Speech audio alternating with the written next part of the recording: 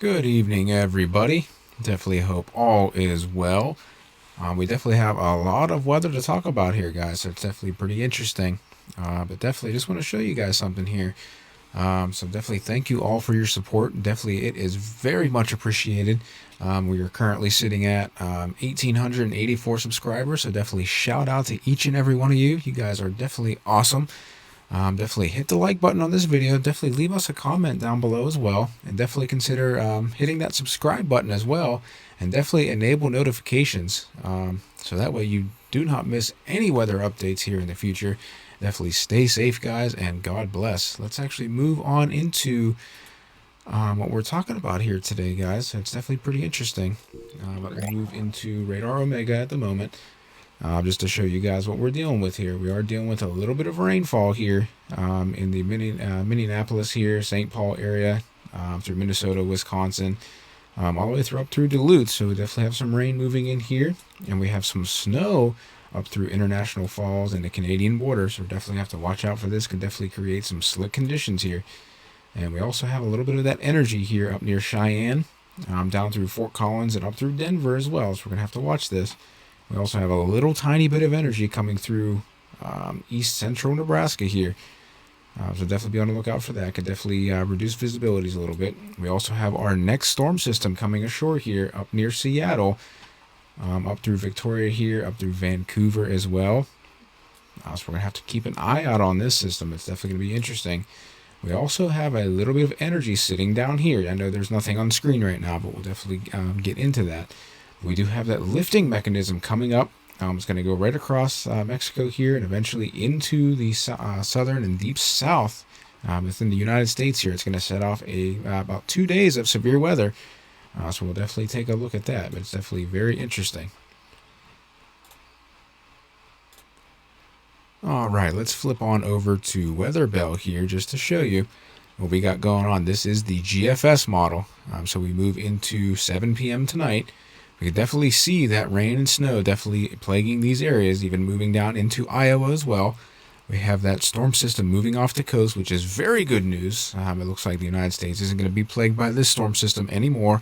Unfortunately, we do have this bit of energy coming into the Pacific Northwest. We're going to have to watch this very carefully. You can see that the jet stream here, you can see how far it digs down. It's definitely going into north central Arizona, all the way through New Mexico here into Colorado. If we follow this, you can definitely see that 540 line. This is exactly where the freezing line is. So you can definitely see the eastern half of Pennsylvania here definitely getting in on those freezing temperatures at the moment. Here in the Pittsburgh area, we're sitting at about 34, 35 degrees. So relatively warm. So that's definitely good news as we step this forward a little bit. So let's actually progress this right into 1 a.m. tonight. You can definitely see the storm system coming in on the Pacific Northwest. And you can definitely see this storm system here taking shape. You can see these two competing low pressure systems here. It looks like one up in Canada here, one down into the northern plains, in the northern Great Lakes as well. You can see that snow definitely building in here into Wisconsin, as well as Minnesota, even the upper peninsula of Michigan here. You definitely see that rain developing all the way from central Wisconsin all the way down through central Oklahoma here. So it's definitely pretty interesting. We do have a little bit of energy sitting just offshore here in the Gulf of Mexico. So we're going to have to watch this as we progress this forward. Let's actually go into 7 a.m. tomorrow. You can see we have some of those heavier bands starting to set up in northeastern Oklahoma into southwestern Missouri here and even into central Missouri. We're going to have to watch some of these rain showers because it could definitely lead to some ponding on the roads, which could definitely lead to hydroplaning. So definitely take it easy out there, definitely slow it down. You have these two low pressure systems definitely still competing here, and unfortunately we have a little bit of ice and mixed precipitation coming down. So we're going to have to watch this very carefully. You can definitely see this system here as well getting its act together in the Pacific Northwest. We're going to have to watch these rain totals here as well. Definitely another atmospheric river coming in, so we're going to have to watch this. We know what those atmospheric rivers did earlier in the season. Definitely not good. In terms of flooding, so we're going to have to watch this. Let's actually step through 1 p.m. tomorrow. This is where we're going to have to watch some of that severe weather start to develop here. We'll actually take a look at that in a couple seconds here. But just to show you guys into Wednesday, into Wednesday morning here, you can definitely see this is 1 a.m. Wednesday. definitely see those moderate bands and those heavier training bands definitely developing here. We do have the excessive rainfall outlooks issued in these areas. So definitely be on the lookout for flooding. If you guys do encounter flooded roadways, remember to turn around, don't drown. Your life is more important than where you're going. No matter what the circumstances are, definitely please turn around. Do not drown. We definitely want to make sure that your life is safe out here, guys. We want to make sure that people are not traversing flooded roadways, because it's definitely very dangerous out there. You can see these two low pressure systems. Basically, the energy shift goes up to the north a little bit here. So you can see the dominant low pressure system up here in Canada, but you can see all of this snow extending down, even some mixed precipitation here through New York. So we're going to have to watch this, even through Massachusetts as well, possibly into northern Connecticut. We're going to have to watch out for that icing situation. You can definitely see the system getting its act together here in the Pacific Northwest, heading into the mountainous terrain as well, into Idaho and Montana.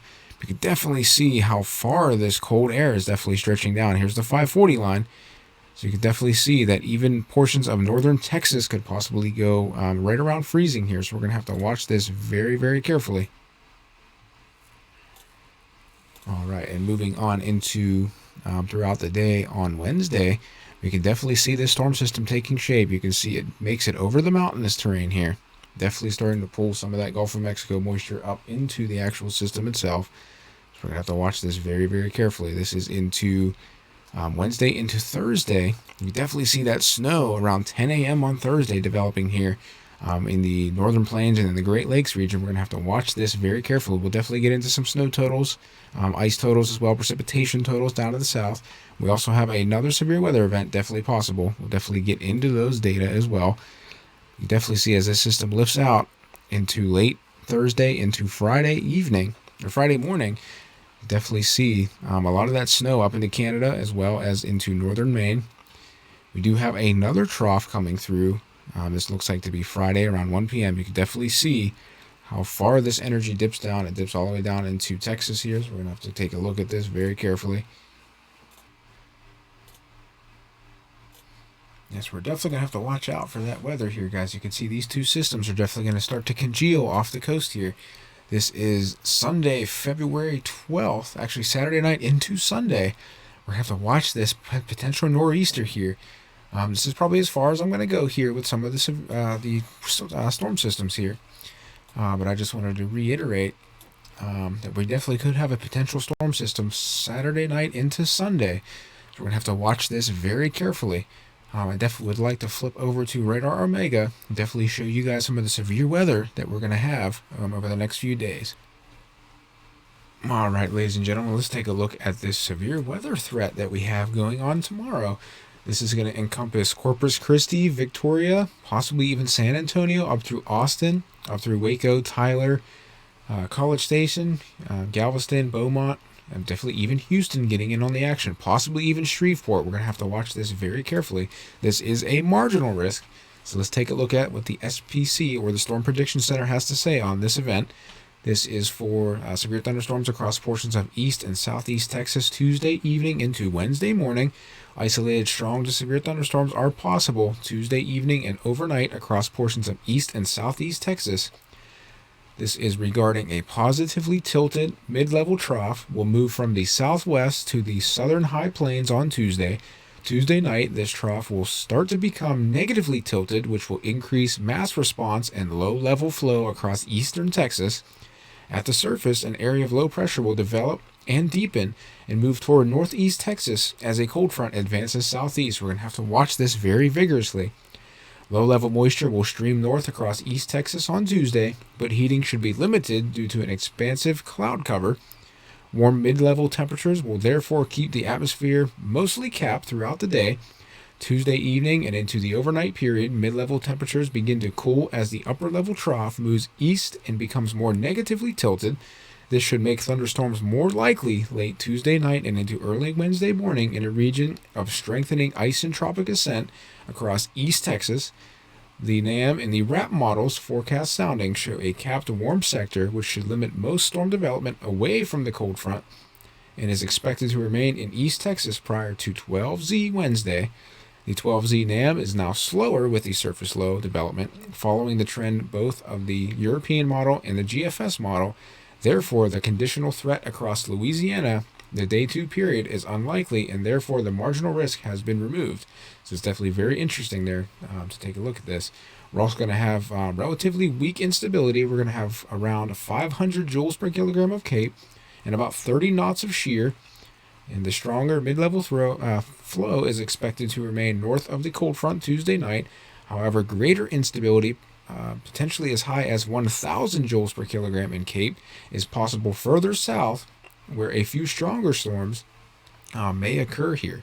Relatively weak thermodynamic profiles and modest shear should preclude the hail threat, with damaging gusts as the primary concern through Wednesday, early morning on Wednesday. So we're going to have to watch this. This could definitely develop into something. Although the instability values are going to be relatively low throughout the day, we are going to have that capping inversion as well. That sort of cap that's going to limit convective potential. But we're still going to have to watch this very carefully. Let's actually move into Wednesday's threat as well. We'll definitely take a look at this just to show you guys. Let's go into severe weather. We'll turn this off. We will go into day 3 here. You can definitely see this broader area of marginal risk stretching all the way from Memphis, Tennessee, all the way down through Little Rock, Shreveport, Jackson, Mississippi, Baton Rouge. New Orleans definitely getting on the action on Wednesday. Houston looks like to be out of that area, all the way through Montgomery, Birmingham, Tuscaloosa, Huntsville, Mobile. We're going to have to watch this. This is for the marginal risk once again. So there is a marginal risk of severe thunderstorms across the lower Mississippi Valley and Tennessee Valley. So we're looking at least isolated severe thunderstorms are expected Wednesday and Wednesday night across the lower Mississippi Valley and the Tennessee Valley.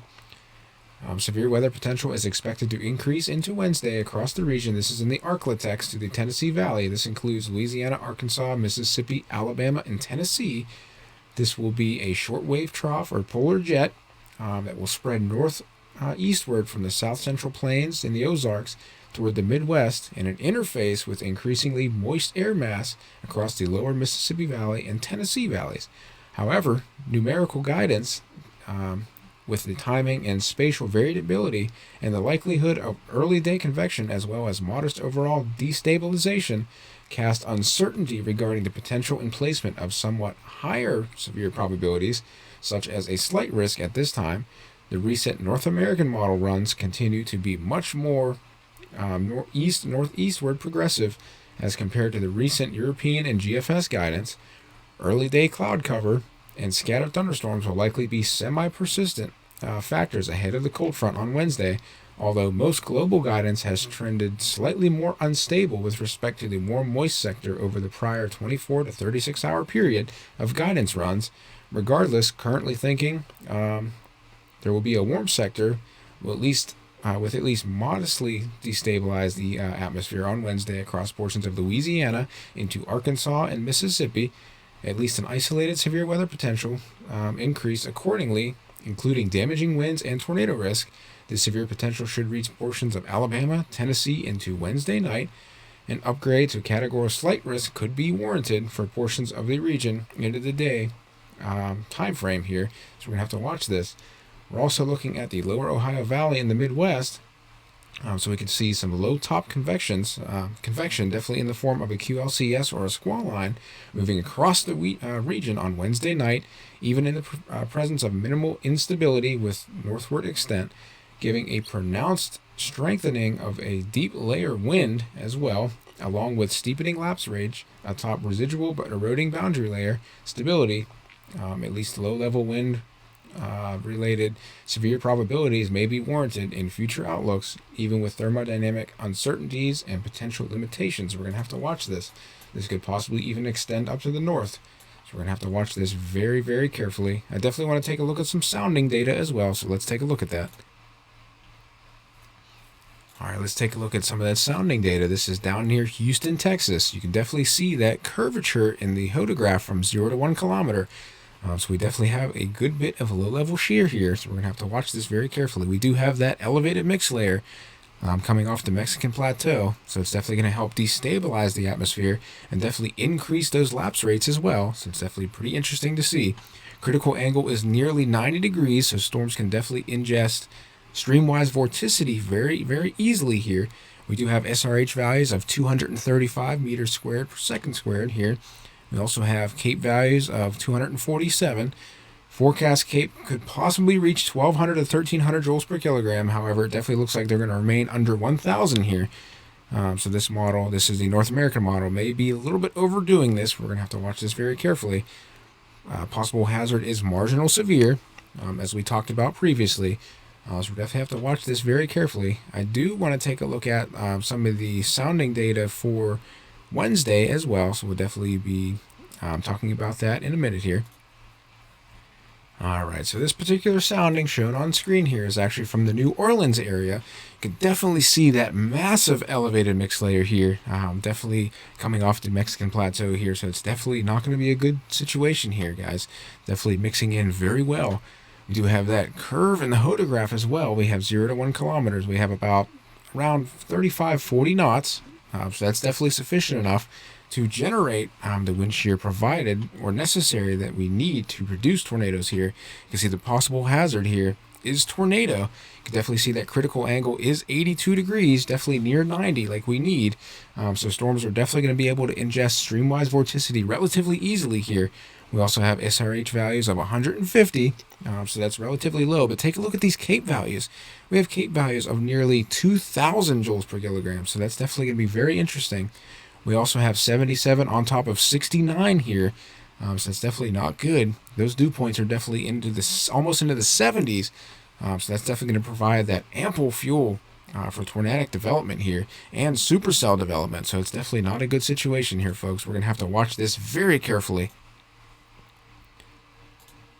I definitely want to take a look at this here, guys. This is the lightning flash density instantaneous. We're going to have to watch this very carefully.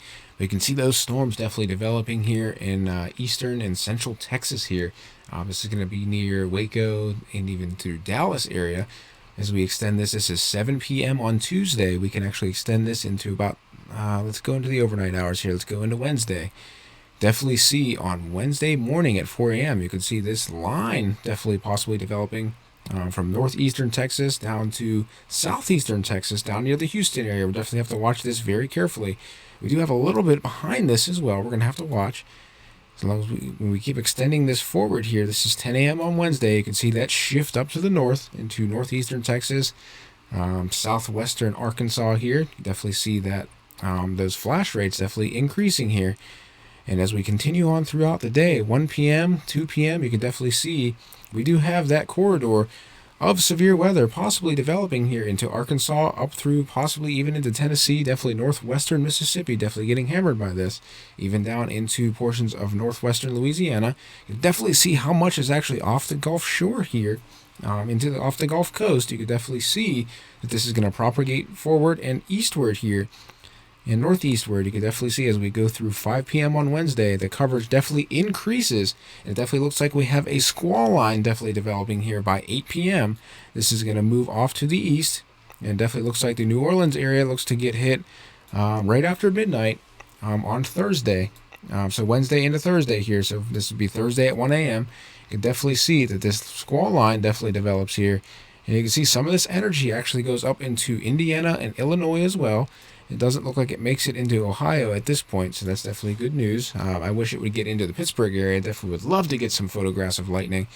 We did get a good slow motion capture of lightning about 2 years ago. That is on the channel, so definitely check that video out. It was definitely pretty interesting. It only lasted about maybe 4 or 5 seconds, but it was definitely pretty amazing to witness. And even into Thursday, 2 p.m., you can see that lightning flash density definitely makes it into the Florida Panhandle here, all the way up through Alabama and even into Georgia, possibly even into South Carolina. So we're going to have to watch this very carefully. And as we extend into, we're looking at Friday the 10th. This is at 10 a.m.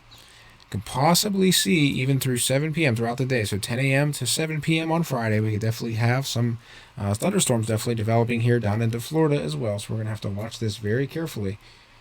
This would be near the Gainesville, Florida area, up and down I-75 down through Spring Hill as well. So we're going to have to watch this very carefully. We'll definitely be keeping an eye on this and monitoring this situation for sure. All right, and take a look at the northern portion of this storm. Just wanted to give you guys some snow totals here. We could possibly see between 2 and 6 inches of snow through Iowa here, up through northern and northwestern Illinois, and in much of Wisconsin here. In northern Michigan here, we could possibly see 9 to 12 inches of snow.